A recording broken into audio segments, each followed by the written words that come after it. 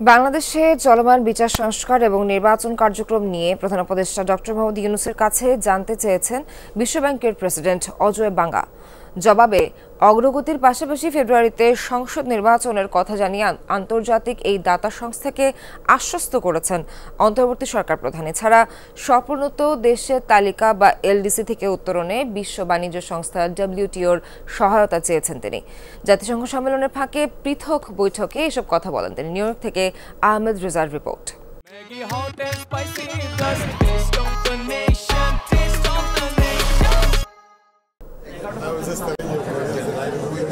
প্রথা অনুযায়ী জাতিসংঘ সাধারণ পরিষদে আসা বিভিন্ন রাষ্ট্র ও সরকার প্রধানদের সম্মানে থাকে মার্কিন প্রেসিডেন্টের নৈশভোজ।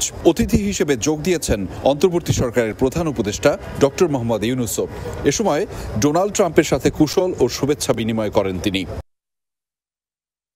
এর আগে স্থানীয় সময় মঙ্গলবার সকালে জাতিসংঘের সাধারণ পরিষদের উদ্বোধনী অধিবেশনে অংশ নেন প্রধান উপদেষ্টা। এ সময় পররাষ্ট্র উপদেষ্টা ছাড়াও তার সাথে ছিলেন জ্বালানি ও আইন উপদেষ্টা।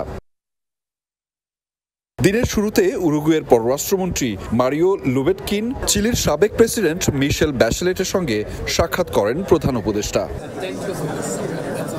পরে বৈঠক করেন বিশ্বব্যাংক প্রধানের সঙ্গে। সেখানে ওঠে বাংলাদেশের বর্তমান ও আগামীর প্রসঙ্গ। বিশ্বব্যাংক প্রধানের আগ্রহ ছিল চলমান সংস্কার ও বিচার প্রক্রিয়া নিয়েও। আমাদের ইকোনমিক রিফর্মগুলো সামনের মাসগুলোতে কি রিফর্ম হবে, কি কোথায় ফোকাস হচ্ছে, সেগুলো নিয়ে আলাপ হয়। চিফ অ্যাডভাইজার জানিয়েছেন যে আমাদের বাংলাদেশের থেকে যে $234 বিলিয়ন শেখ হাসিনার আমলে সাইফন অফ হয়ে গেছে, যারা চুরি করে নিয়ে গেছে, তো সেই টাকাটা ফেরানো তার একটা বড় একটা প্রায়োরিটি। বিশ্ব বাণিজ্য সংস্থার মহাপরিচালকও এদিন দেখা করেছেন প্রধান উপদেষ্টার সাথে। সে সময় বাংলাদেশের এলডিসি থেকে উত্তরণে সংস্থাটির সহায়তা প্রত্যাশা করেন ডক্টর ইউনূস। এলডিসি গ্র্যাজুয়েশনের জন্য যদি আমাদের তো কিছু বিভিন্ন দেশে আমরা প্রিফারেন্সিয়াল ট্রেড অ্যাক্সেস পাই, ডিউটি ফ্রি অ্যাক্সেস পাই, সেই প্রিফারেন্সিয়াল ট্রেড অ্যাক্সেস যাতে আমাদের অ্যাফেক্টেড না হয় সেই জন্য আমরা WTOর হেল্প চেয়েছি। প্রত্যেকটি বৈঠকেই আলোচিত হয় নির্বাচন প্রসঙ্গ। অন্তর্বর্তী সরকারের গৃহীত পদক্ষেপ দাতা সংস্থাগুলোকে অবহিত করেছেন প্রধান উপদেষ্টা। বাংলাদেশের ইলেকশন নিয়ে কথাবার্তা হয়। উনি আবারও জানিয়েছেন ফেব্রুয়ারির প্রথমার্ধে ইলেকশন, এই ইলেকশনের জন্য কি আমরা মেজার নিচ্ছি সেগুলো কথা হয়েছে। এছাড়া দিনের অন্য একটি কর্মসূচিতে সামাজিক উদ্ভাবনে বিনিয়োগ, শান্তি প্রতিষ্ঠা এবং টেকসই উন্নয়ন নিয়ে আলোচনা করেন প্রধান উপদেষ্টা ডক্টর মোহাম্মদ ইউনূস।